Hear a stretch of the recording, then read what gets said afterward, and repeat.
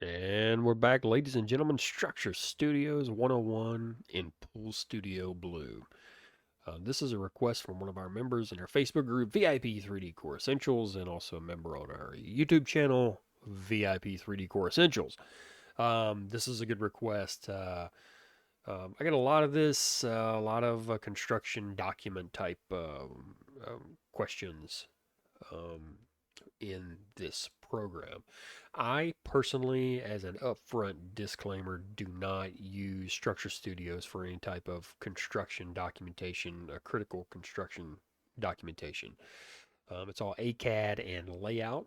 But for quick stuff, yeah, the output for Structure Studios is going to be easy enough. So if it's your workflow to use Structure Studio strictly for everything, construction documents and everything, then that is all fine and good. This particular video um, was a request for page layout.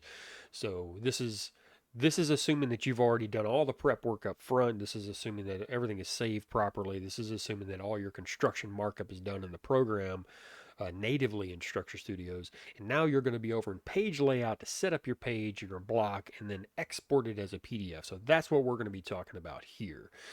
So first things first, first and foremost, I got a lot of this. A lot of people have this issue, is that they overwrite their master files. So saving is critical. Um, Never overwrite your master files ever. So if you make an adjustment, let's just say I move the hot tub to the other side, then I'm going to go up here to save as, and I'm going to name this hot tub location and save it as that. So that means that the other location is unharmed and is safe and it is not deleted. So let's just say that you've done 7 designs for a client and then they come back and say, you know what, I like design number 2 the best. But you don't have design number 2 any longer because you've overwritten the file 7 times. So then you're kind of, you didn't do yourself any favors there. So always save the file design 1, design 2 hot tub mods, design 3 structure, whatever it may be. Just make sure that you save properly, um, and never overwrite your master files ever, because you never know when a client says, you know what, I want number 3 and you're on number 8. So you just never know. So save properly and you're going to save yourself a lot of additional work, um, and a lot of headache. Um, so that's out of the way. So what we're going to do is, again, we're going to assume that everything's already been done. All the prep work's been done. Um, I'm on my design file. So now what I need to do is I need to save this as construction. So whatever your design file is with all your dogs and cats and plants and birds and trees and furniture and, full, dining table setup complete with plates and forks and hamburgers and hot dogs and ketchup and all the accessories and stuff. You're going to save that. So we're going to save our design file. And then what we're going to do, once our design file is saved and it is safe, we're going to come up here and we're going to save it again, save as. And then we're going to save this one as construction. We're going to save it as construction. And then we're going to hit save. Okay, and it's going to save. And now we're going to go in and we're going to delete all of that other stuff. Plates, forks, furniture, people, dogs, characters, cats, birds, music, whatever it is that you load up in your design files, you're going to delete all of that stuff out of there. Um, the reason you want to delete all that stuff is because you want to keep these file sizes. We want to keep these file sizes low. Yes, you can come up here and you can hide, unhide stuff, but just delete it. It's faster, it's easier, and you're going to have lower file sizes because of it. That's just what I do. I want a clean slate. I don't want anything. I don't want anything hidden in the background. What if I accidentally, check something, and then I print it and I was like, oh, I got to go back and we can just delete everything and be done with it, and start with a clean construction file because your construction documents, I mean, or anything construction related, dimensional plans, whatever it may be, is the most critical part of the entire thing. So you want that to be as legible and understandable, or easily understandable, and as non-convoluted as you can possibly make it. So just delete everything out of there. Work on a clean slate. On your house, the only thing you need is a house foundation. Just delete everything inside. Leave only the foundation. And so basically, it's going to be a blank, just like this. This is a construction document ready um, uh, file right here. Everything's gone. Only the critical stuff is here. Materials, and none of this matters. All this could be, pink. It doesn't matter. The colors do not matter. You can check all that in your fills and your construction markup. But this is a blank construction ready. It's ready to print. It's ready to label. It's ready to line out. Ready to go. All right, so back here. So everything's deleted. The only thing I have is my foundation or my lower house walls. Um, Turn our survey back on. Our property surveys here. I'm going to double check. I'm all within my lines. Here's my 8-foot drainage and utilities. Here's my build line here.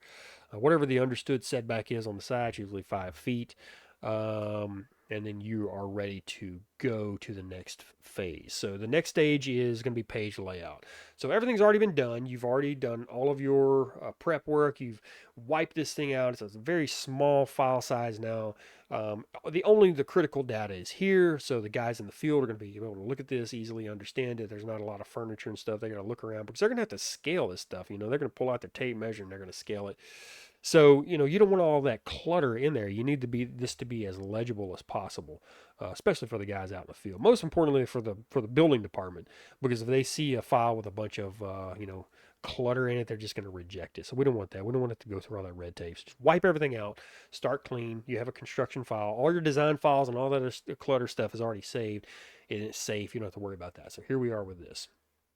The city, I invert my background because I need to see the contrast of the lines to the black background. That's just the way that I've always done it. But the city, they're going to want to see that high contrast white, just like this right here, and it's going to look better on your plans anyway. So we're just going to make sure that invert colors is unchecked there. All right, so now we're ready to go. All the prep work's been done. We've saved properly. We've deleted everything except for the critical data that we need and the critical lines that we need. We've got this saved as our construction. Now we're ready to, we've already done all of our construction markup. We've got all our fills. All of that stage has already been done. And now we're at page layout stage. So let's go to page layout. Stage 14 is the very last stage here, stage 14. And it's going to open up and then you're going to have a blank page just like this. So this is all fine and good, but I don't see my design. I'm freaking out. It's been 3 hours. I've been staring at this blank page, just waiting for my design to magically show up, but it's just not showing up. But we have to set everything up if you're going to use this program for your construction document workflow. So down at the bottom, you're going to have add new page. You're going to have main page. So we're going to click our main page. We're going to click the cogwheel. And then we're going to adjust it. So you can name this whatever you want to name it. Page size is very important. Most of your large plat stuff is going to be a 36 by 24. My paper size on the plotter is usually 24 by 18 or 36 by 24. That's just what it is. Unless it's something very small, then I can go 17, 11, 11, 8.5, something like that. These two are going to be your two most common ones here, Arch C and Arch D. For this video, let's do the Arch C and watch my paper size change here. Click. And then, no, this is good. Click OK. My paper size changed to 24 by 18. All right, so now we got that established. And down here, if you have multiple pages, you can add new page and you can call this plumbing. Okay, create page. There it is, my plumbing. Now add new page. We're gonna call this one electrical. And this is going to be, you can make as many pages of this as you want. Let's just do these three here. We're going to main page, plumbing, and electrical. So now we have to get our design to fit onto this page. If you notice that the red line is your 24 by 17, but this is your cut line. So you always want to stay inside your line here, your dark line. Okay, so over here you're going to see in your right-hand tool menu, you're going to see blocks and you're going to see insert object.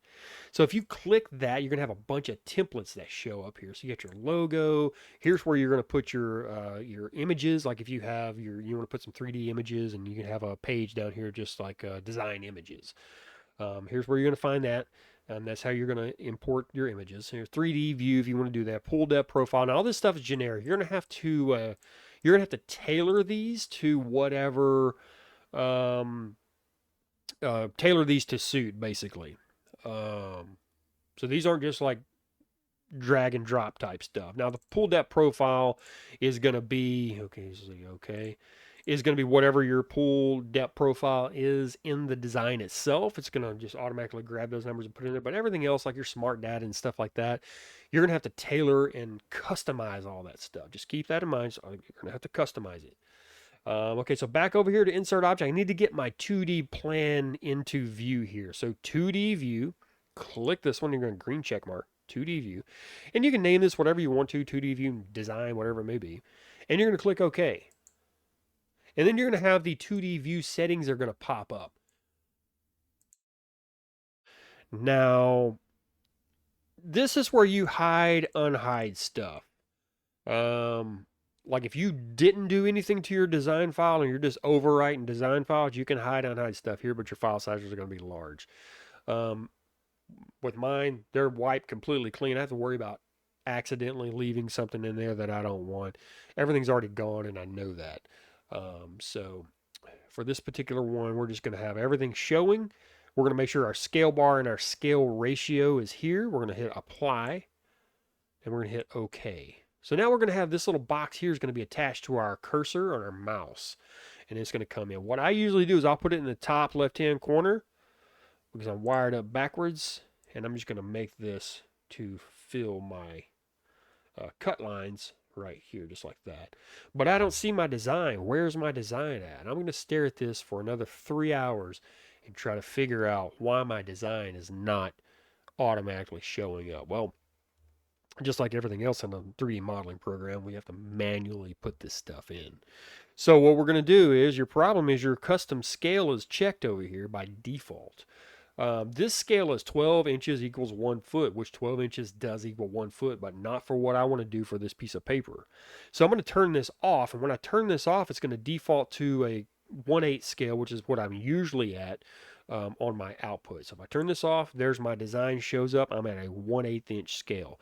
Now this, depending on the size of the plot, like if you have this huge acreage property, you might have to go down to a 132 and use the larger paper size, which is a 36 by 24, or if it's even massive, 40 by 42 by 30, which I never do, or you can customize it. These two are what it's going to be. Okay. So for this particular one, we're going to go with a 1/8 because that's just the most common. 1/8, 1/4. That's going to be your like common scales. But if I do a 1/8 inch scale, see my scale bar is already down here. I don't like the orientation of this because I need this to be horizontal. So that's okay. So I'm going to W shortcut key to rotate, L shortcut key to turn on my relative angle. I'm just going to rotate this guy around just like this. All right. And now I'm going to escape out of that function so I can move this around here. And it's not quite going to fit the way that I want it to fit. So I'm going to have to go up to a larger paper size. So I'm going to go up to the arch D. Whoops. Cancel. Main page. Main page. I see I did this on electrical. Plumbing. This is my main page. So I'm going to change my main page to a arch D. 36 by 24. Hit OK. So my larger paper size now. Now I'm going to insert my 2D onto my main page. Just insert object. 2D view. Click OK.